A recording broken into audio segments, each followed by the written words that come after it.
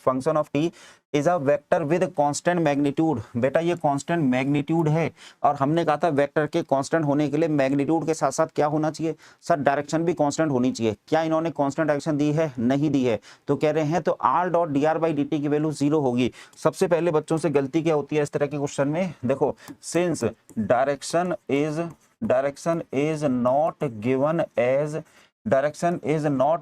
As constant so R can not be a constant vector.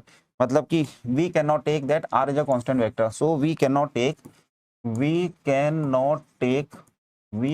Take that vector R is a constant vector. बेटा ऐसा नहीं ले सकते आप, we can not take that, can not पे highlight कर दिया मैंने, आप इसे कांस्टेंट वेक्टर नहीं ले सकते। And d are by d t is not equals to 0। जो कांस्टेंट वेक्टर में 0 होता है, बच्चों को क्या लगता है कि कांस्टेंट दिया है तो D R by d T 0 होगा, आर डॉट 0 इक्वल्स टू 0 हो जाएगा। ये बिल्कुल गलत तरीका है। तो सही तरीका क्या होगा? तो देखो अब सही तरीका देखते हैं इसका क्या है। अकॉर्डिंग टू क्वेश्चन लेट, बेटा इस वेक्टर आर का मैग्नीट्यूड कांस्टेंट है के, और ये हमने कांस्टेंट मान लिया।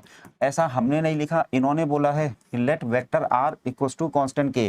तो बेटा mod of vector R square equals to K square, और किसी वेक्टर के स्क्वायर को आप बेटा आर डॉट आर लिखते हो। ये तो 11वीं क्लास से हम पढ़ते चले आ रहे हैं कि R dot R equals to mod of vector R का स्क्वायर। यस सर ये बात सही है, आर का डॉट प्रोडक्ट आर से निकालोगे तो mod of vector R square आ जाएगा। अच्छा अब क्या करें इसमें, taking differentiation both side with respect to T.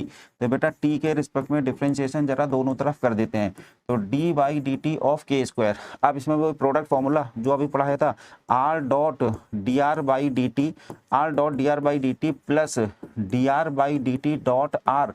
बेटा ये मैंने लिखा है first function into differentiation of second function plus second function into differentiation of first function. वहाँ इंटू की जगह डॉट प्रोडक्ट है। अभी थोड़ी देर पहले प्रॉपर्टी बताई थी कि differentiation splits over dot and differentiation splits over cross.